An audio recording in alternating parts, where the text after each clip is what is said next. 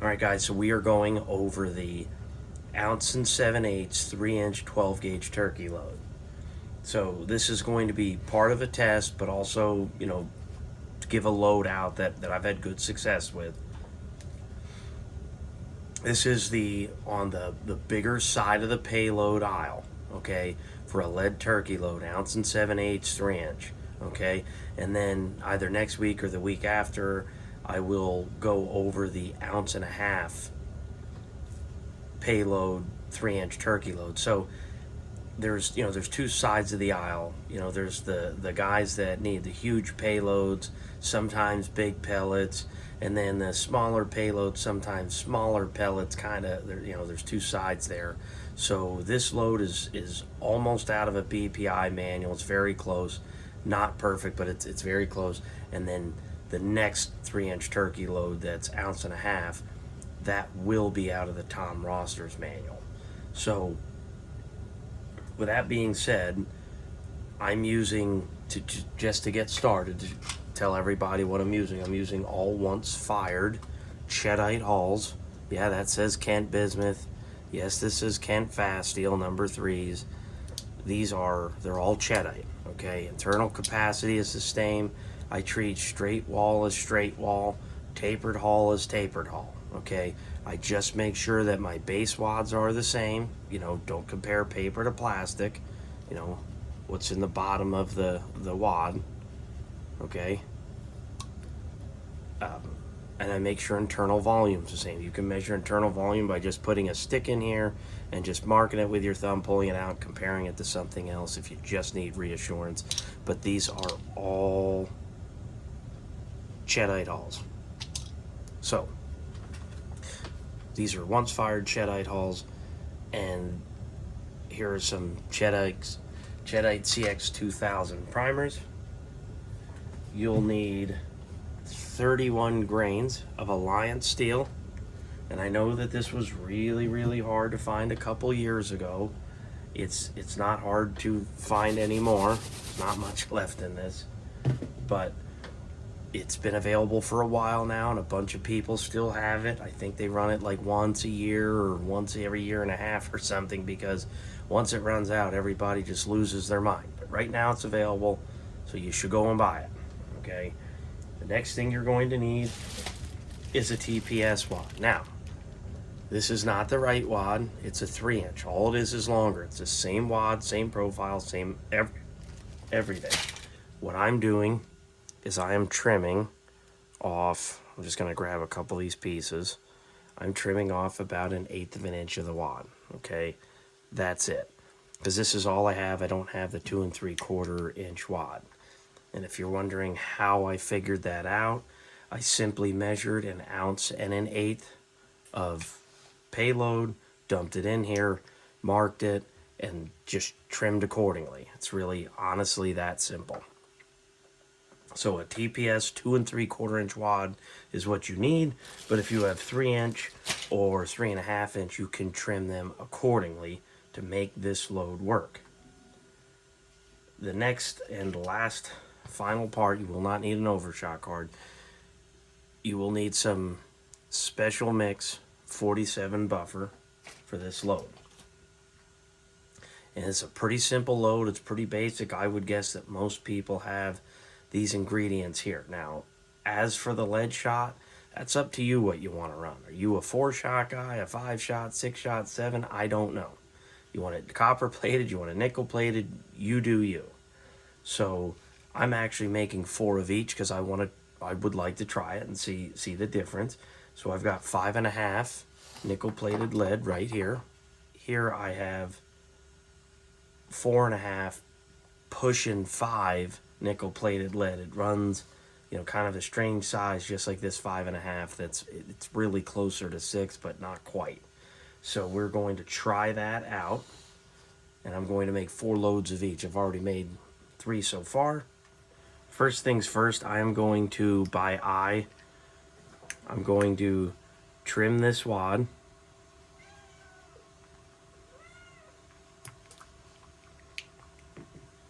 By eye, and I see some slight high spots here. So I have the wad trimmed up, and we'll compare it to a new wad. So you see about 1/8 of an inch difference. Might have taken off a little bit more than I should have. And while I'm over here, I'm going to measure 31 grains, a little high. 31 grains of steel, so we're ready when we get back over to this side of the bench. All right, so I need to harness my inner Mac David to get these loads through. So I called on the Lee Loadall. So with that being said, just put the sizing ring on here. This isn't you know, my everyday press.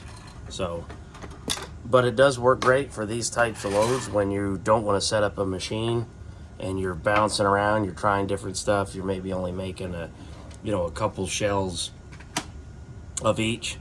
It's really hard to want to sit there and set up a machine every time you're working through load development.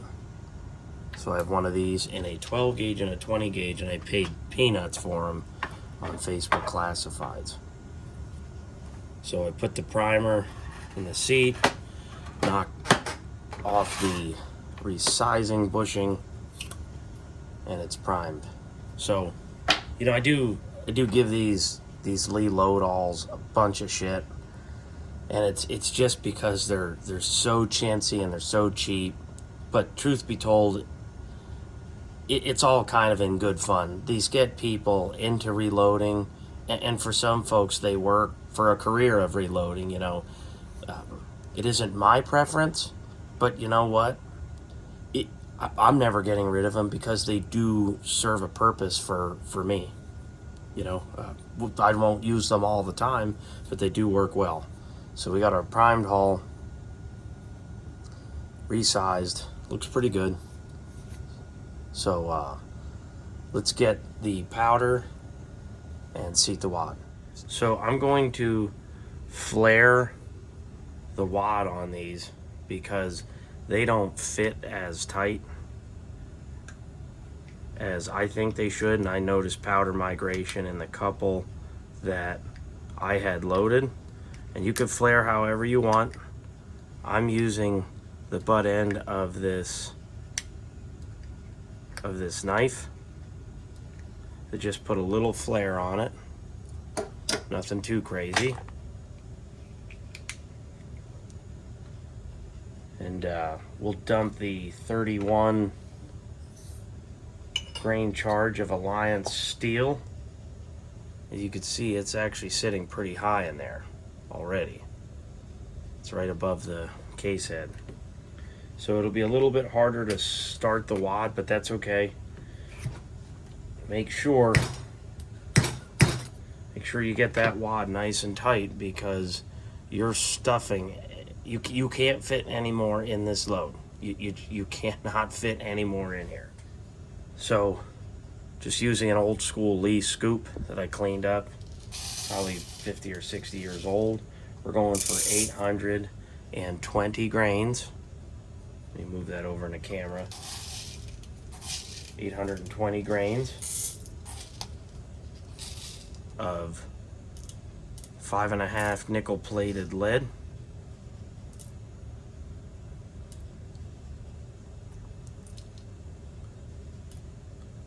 So we're getting 820.5, that'll be fine. All right, so we're going to dump the 820 grains of nickel plated lead in here. And I'll show you, as there's very little room. I probably should have, I trimmed that wad probably a little bit too much, but you could tell it's like right up to the edge. All right, so the next step, 2.2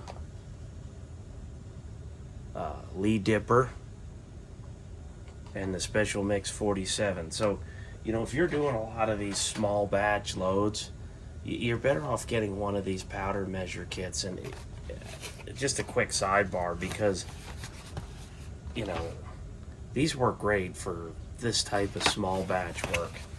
You know, they're less than 20 bucks. and they're pretty darn accurate for this type of work. So a 2.2 dipper is just about 12-13 grains of this Special Mix 47. Now this is not going to settle as easy as it would with the bigger pellets. I've already made a couple to figure that out. I'm using this old toothbrush to help settle this buffer, and you may have to tap on it a little bit to get it to settle. So I'll be back as soon as it's done settling. Alright, so I got the buffer settled. You could see the shot poking through. Could be a little bit heavy on the buffer, but that's okay. So let's go over to close this one up. Alright, so this is pretty simple. You take the point, let me get a better example, at least on my press. This point, there's the valley on the inside, and that's the point. You put facing you on the back station for the 12 gauge, because the 6-point crimp is in the back, the 8's in the front. And we'll just put a 6-point crimp on here. Don't go berserk, because you can crush these bigger 3-inch holes pretty easy trying to put a pre-crimp on. So it looks like a pretty decent pre-crimp, and then we'll close this one up. And I find you need to sort of finesse these in place. The lead presses can be pretty hard on closing up these really full shells.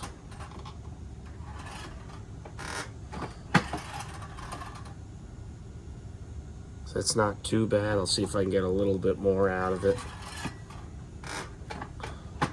So yeah, you gotta kind of nurse these home.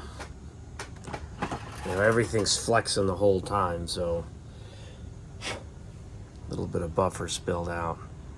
Let's go put a nice finish crimp on this. All right, we got a Gape BN3 set up in the drill press, and we're going to put a nice finish crimp on here.